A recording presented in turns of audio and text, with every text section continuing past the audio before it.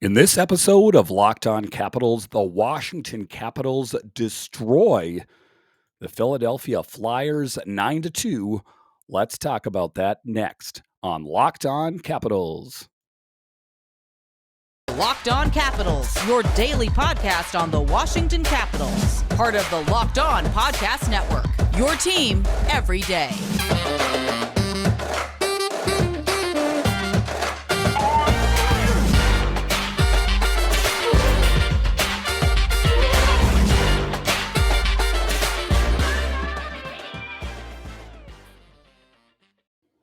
Well, hello and welcome in to this edition of Locked On Capitals. I'm so glad you decided to join me today. As always, this podcast is free and available on all platforms, and I want to thank you for making this your first listen or view of the day. My name is Dan Holme. You can find me on Twitter at DanCaps218. You can find Locked On Capitals on Twitter. It's at Locked On Caps. Before I get going here, I have to apologize. I'm losing my voice.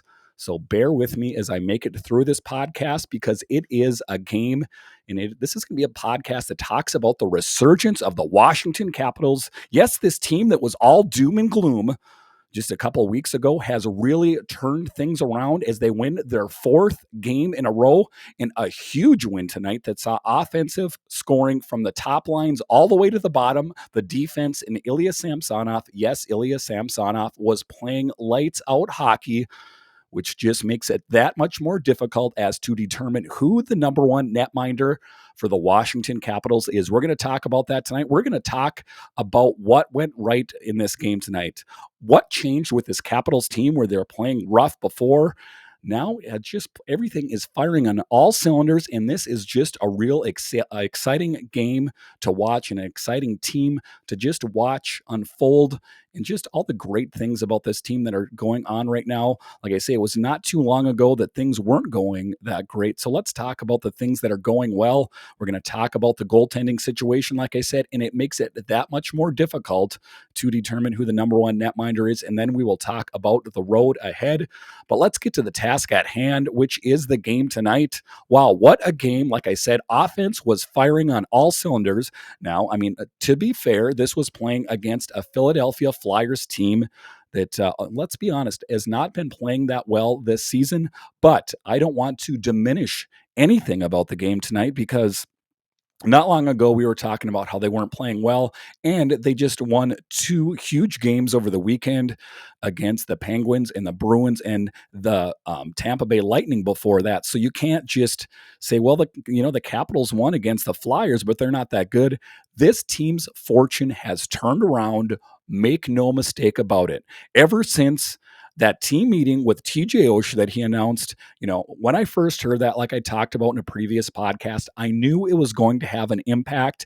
I had no idea it would have this major of an impact. So whatever they did, whatever they talked about in that meeting, mission accomplished.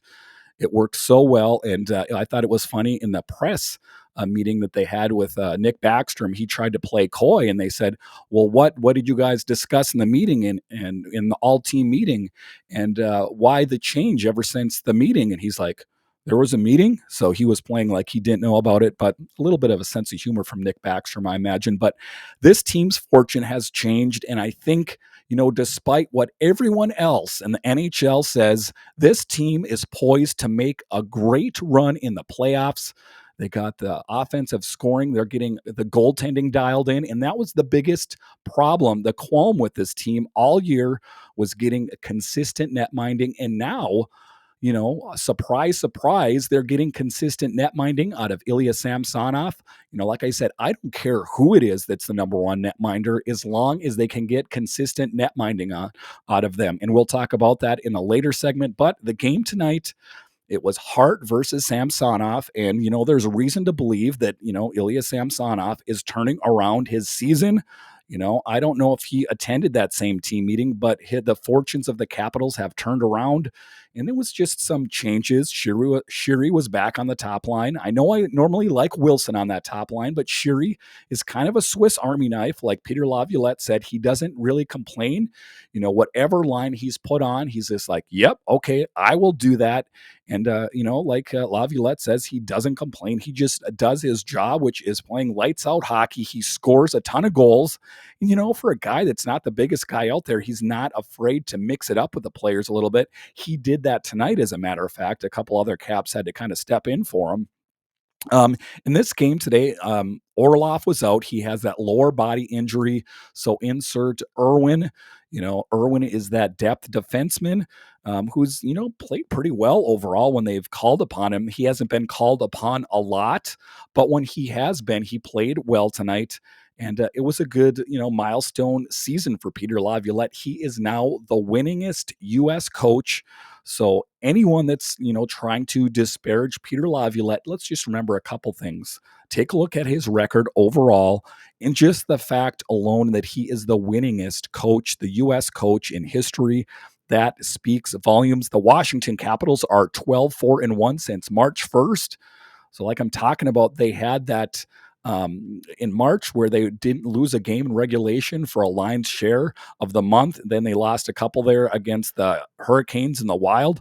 But this team overall since March has been playing great. It was before tonight's game, it was a 3-game winning streak. Now it is a 4-game winning streak against teams in contention in the East. I guess we couldn't really call the Flyers contention in the East, but the previous games were. Caps made it to the playoff the last 13 of 14 seasons. I talked about that as well. So DC fans, just be proud of this team, that your team has made it to the playoffs 13 of the last 14 seasons. Let that fact not get by you there, that's quite amazing. And in the game tonight, Samsonov was sharp early, and that was a good sign because when Ilya Samsonov is dialed in, the Washington Capitals play well. And for whatever reason, we talked about consistency. He is dialed in, and it's like he's seeing the puck better. I also think that the defense is playing better in front of him. I mean, he can't take 100% of the credit, but I will give credit where credit is due. Ovi gets a goal on a Flyers turnover. That's goal 776 and his 46th goal of the season. So the Caps are up 1-0. And I definitely think it is in view of Ovechkin to get 50 goals again.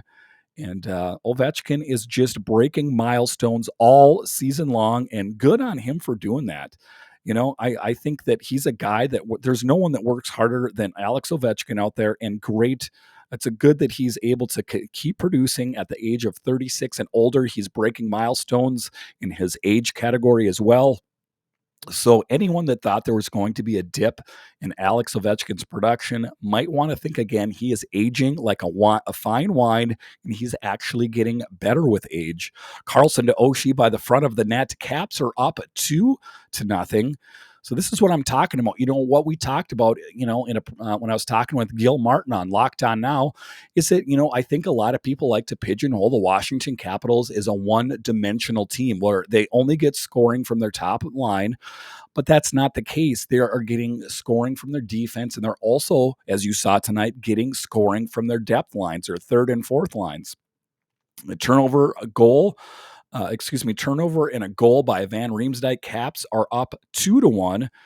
And the goals kept coming. It was almost unbelievable. I knew that this game was going to be easier for them than the other games, but I didn't know it would go this well. To a certain point, towards the end of the game, I hate to say it, but you almost kind of feel sorry for the opponent. They are people that play with pride, but ultimately then I'm like, no, I'm happy the Capitals won because they had a rough period this season. But anyway, I'm sure the Flyers will turn it around and be just fine. Dowd to Faravari, kind of a zigzag goal. Caps are up 3-1. This is all in the first period. The Caps are up 3-1.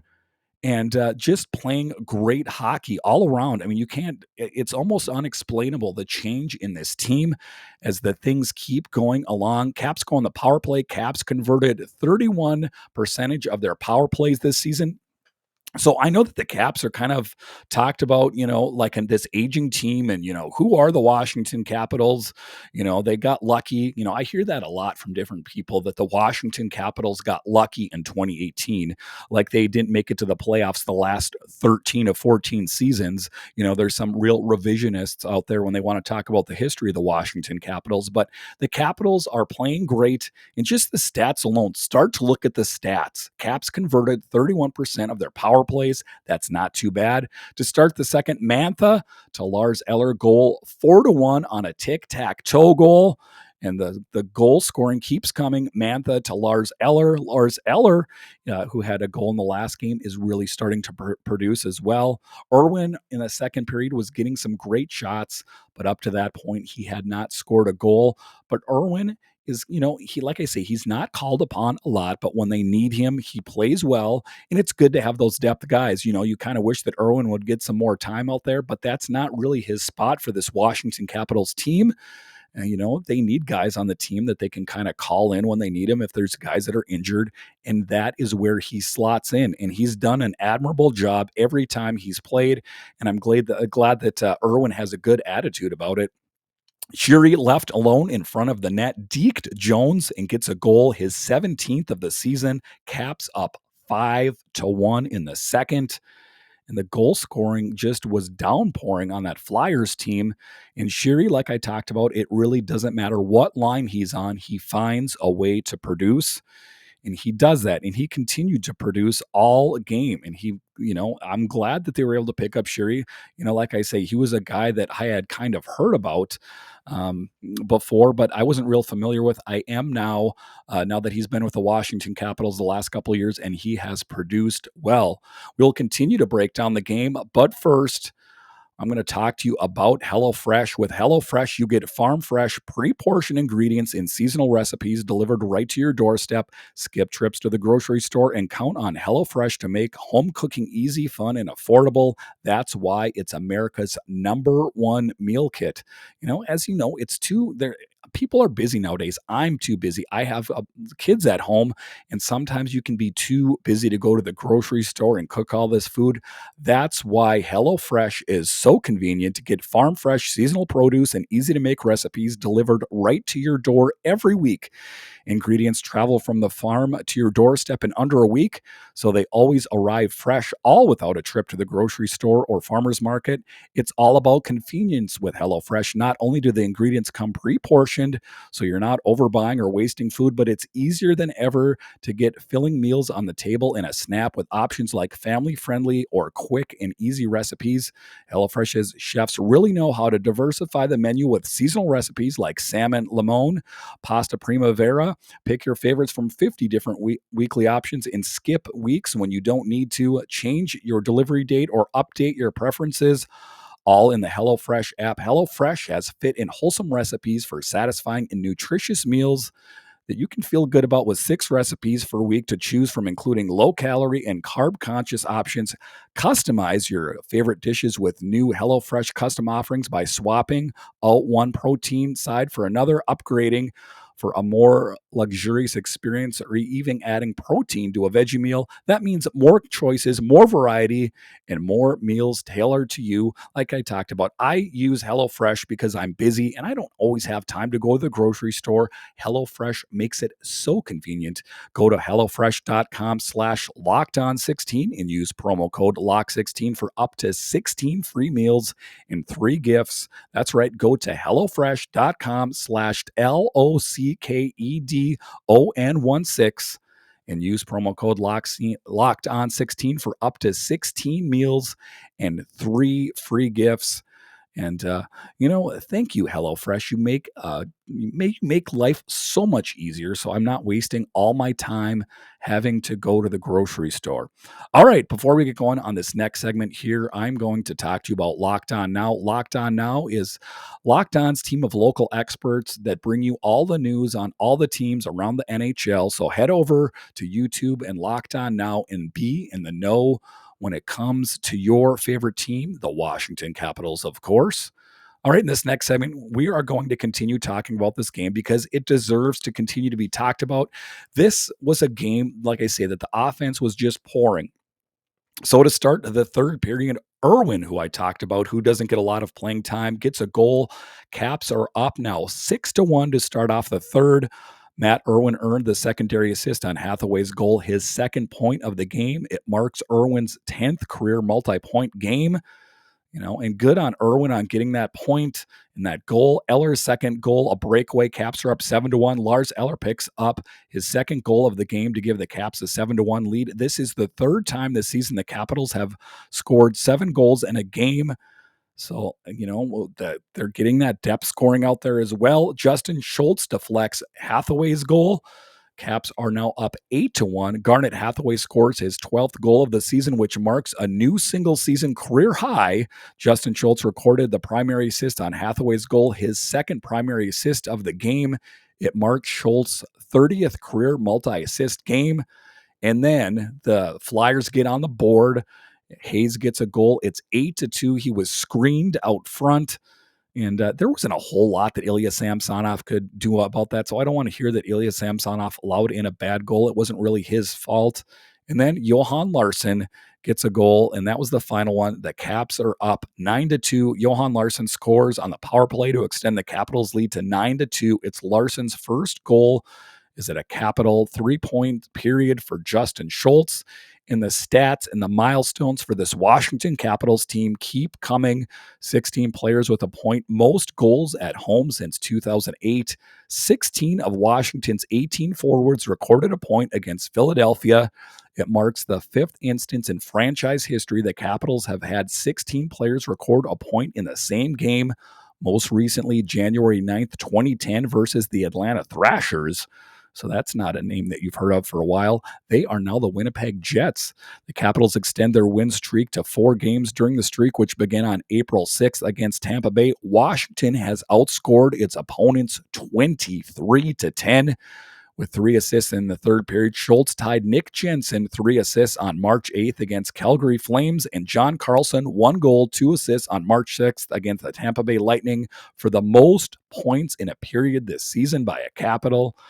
Like I say, those statistics just keep coming, and those milestones keep getting broke by this Washington Capitals team. And, like I say, it's just a total change of fortune. It doesn't seem like too long ago we were talking about this struggling Washington Capitals team and what changes did they need to make in the offseason. As it turns out, they had it all in-house all along. I know that they're on a winning streak, and I don't want to get ahead of myself, but I'm going to be happy in this moment because the Washington Capitals continue to play great hockey as they have in these last few games, and I hope that continues as they play Toronto, and then they play the Montreal Canadiens later in the week. So the Canadiens are a team that are not playing that well, and I imagine that is going to be a game that is going to be similar to the game that was played tonight. Tampa, however, will be a bit more of an opponent for the Washington Capitals, a tougher opponent, I should say, because they have kind of been hot and cold, and their one issue in Toronto is netminding. And I hope the Washington Capitals, can figure out a way to beat them. And I hope that the Toronto Maple Leafs, like I say, they haven't been hot all season. They've kind of struggled throughout the season. So I hope the Capitals continue to play well as they have a West Coast trip next week, which sees them playing the Vegas Golden Knights in particular. That is one big team. If you look back historically, they played in 2018 to win the Stanley Cup. And you got to know, even though we're years removed from winning the Stanley Cup, there is still that bad blood on the Vegas Golden Knights, and they want revenge against the Washington Capitals. This probably will not be their year, as the Vegas Golden Knights aren't playing as well as they usually do. And I got to say, I don't really feel too bad about it, because for a team to go to the Stanley Cup their first year in the league, I kind of think that sets up an unrealistic expectation, for other teams out there. You take a look at the Seattle Kraken. How are they doing this year? Not nearly as well. That is for sure. After the break, we are going to talk about the netminding situation. And this consistent play sometimes only makes it that much more difficult to narrow it down on who your number one netminder is. But first, It's about eating healthy. We're into the new year here, but you got to keep with your New Year's resolution. This is the time of year that I've pretty much given up on all my New Year's resolutions, but not this year. I'm sticking to my resolution to eat right thanks to Built Bar. It almost feels like it's not really a resolution because I actually enjoy eating them. Have you tried the puffs? If you haven't, you're missing out on one of Built Bar's best tasting bars. Puffs are the first ever protein infused marshmallow. They're fluffy, they're marshmallowy. They're not just a protein bar, they're a treat. And they're covered in 100% chocolate. Puffs are a fan favorite with some incredible flavors: yummy cinnamon churro, coconut marshmallow, banana cream pie. They're so good. These are going to be your new favorite.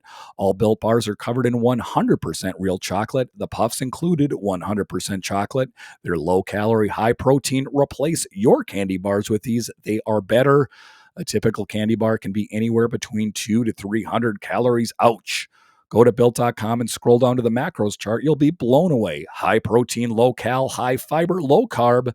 Most Built Bars contain 130 calories, 4 grams of sugar, 4 net carbs, and 17 grams of protein. Compare that to the candy bar, which usually has around 240 calories, 30 grams of sugar, and dozens of net carbs. So, go to built.com, use promo code LOCKED15 and get 15% off your order. That's right, use promo code LOCKED15 for 15% off at built.com. Thank you, Built. So, in this last segment here, we are going to talk about the Washington Capitals and netminding. It is a topic that has been talked about on this podcast throughout, the last couple months here, as it has been an issue throughout the season, to be honest with you.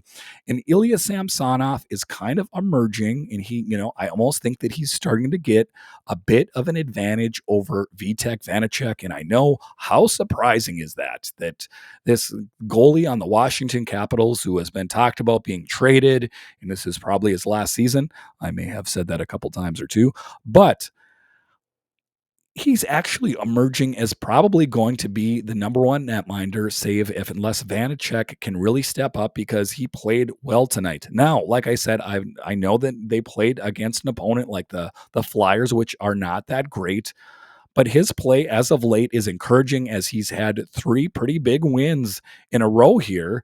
So, I mean, that's a question for Peter Laviolette. Does he continue to go with the hot hand, or does he go back to Vanacek? To a certain extent, I almost think that you got to kind of go with the hot hand unless you have a back-to-back game. But at this moment, I don't really see a point in pulling Ilya Samsonov there, as he has been playing consistent. I don't think that you should change netminders just because, it's their time to play.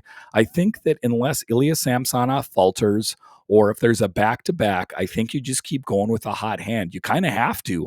You got to know what you have in net, and I think that they ultimately do know. I mean, they've had Vitek Vanacek and Ilya Samsonov as their number 1 and number 2, or 1 and 1A, however you want to look at it, all season long. And even though Ilya Samsonov has struggled with consistency, you can't just concentrate on the negative. Also, when he starts doing well in the positive, you have to subtract some of that negative and add some positive to that if you're going to be objective. Otherwise, you're just kind of looking at it as just a skewed look at reality, like, he did something wrong and I'm going to hold that against him forever. I'm not going to think that way. I'm going to think that he had a rough stretch earlier in the season. He may again, but as of this moment right now, he is playing great hockey. He is playing as a great goaltender for the Washington Capitals, and that is what I'm going to hang my hat on.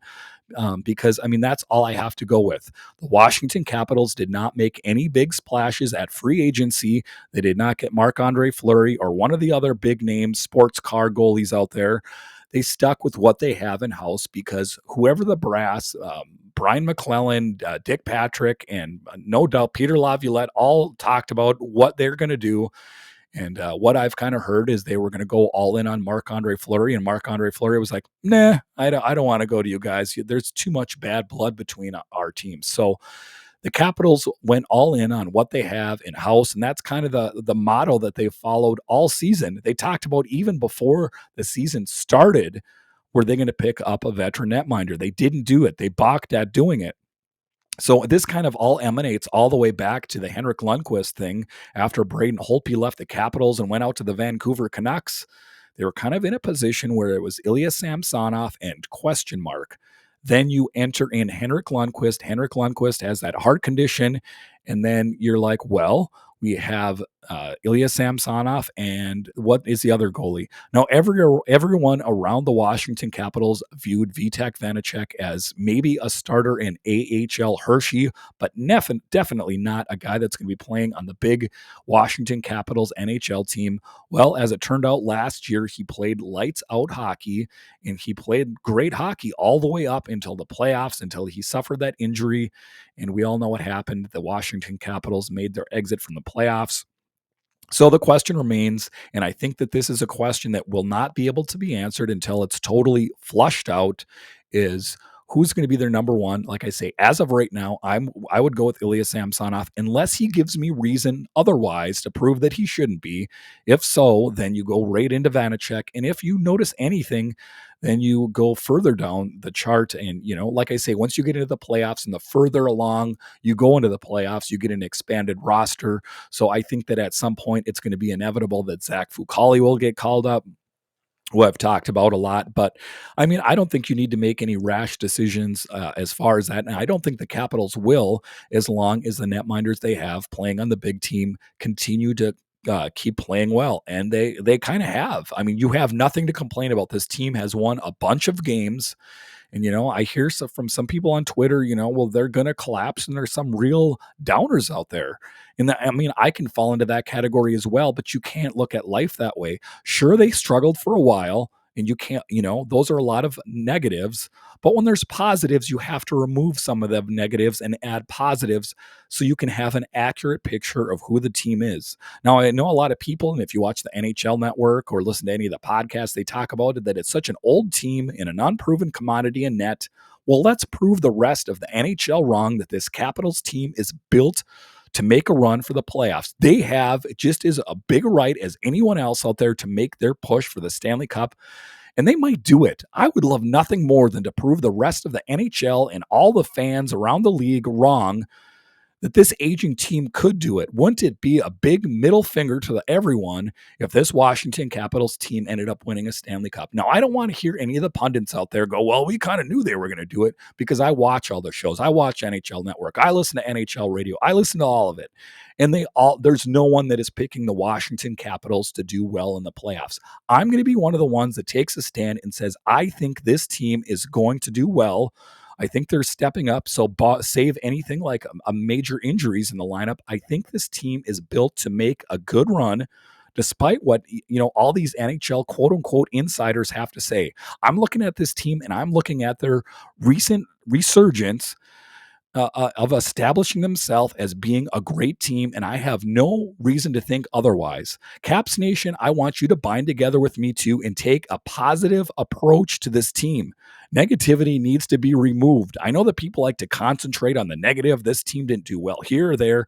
Forget it. Then I also want you to talk about how this team has been playing really well as of late, and they should take, pride and stock in whatever was talked about in that team meeting, because the goaltending is stepping up, the defense and the offense is all stepping up, and it's happening at the right time. Now, just because they are going to face a loss here or there, I don't want all hope to be lost. You're going to lose games here and there. It's just a part of playing in sports. But I think that there were things that were proved ever since the beginning of March. And if you want to draw lines, I'm going to draw them here for you. Ever since the return of Mantha, the Capitals were playing better. And also, when Ilya Samsonov showed inconsistencies and Vitek Vanacek came in, they started playing better. So that all started around the beginning of March, late February, early March. And ever since then, the Capitals have been playing much better. Go ahead, look up the stats. I mean, they've lost some games. That's not what I'm saying. But overall, their fortunes have changed, and this team is playing a really great hockey right now, and I want everyone out there to concentrate on this. Forget the negativity on all the hiccups that they've had throughout the season. I think that this team is built to make a push at the playoffs, and I don't know how far it'll go, but I'm along for the ride, and I'd like to think that this Capitals team will go far in the playoffs, and if not, we're going to deal with that then, because you can't deal with the what ifs, the intangibles out there, the outliers. What we know right now is the Washington Capitals are playing great hockey. They have a game coming up against Toronto. That is the next one. There's a new game every day. Like they say, FP Santangelo goes, there goes the no hitter. That's what I'm talking about. Just concentrate on getting that first goal. There goes the no hitter. And that translates into hockey. Just concentrate at the game in front of you. Don't look at the schedule too far ahead because that's going to cause you to go crazy. As of right now, what I know is this Washington Capitals team is playing great, and that's what I'm going to concentrate on. And all I'm looking at next is Toronto, as they are in the crosshairs of the Washington Capitals. All right, this has been the Locked On Capitals podcast. I want to thank you so much for joining me today. Again, I want to thank you for bearing with me as I'm losing my voice here, but I have to continue to give you guys content because I love this podcast and I love this Washington Capitals team, and I love delivering it to you 5 days a week. Now make your second listen Locked On Fantasy Hockey. Host Steele Roden and Flip Livingstone help you become the expert of your fantasy league. It's free and available wherever you get your podcasts. And again, thank you again for listening, or head over to YouTube, type in Locked On Capitals and watch some of the videos. We want to get up to 100 subscribers and just watch the YouTube channel grow as well. All right. Thanks again. And I will talk to you guys again tomorrow. Thank you for listening.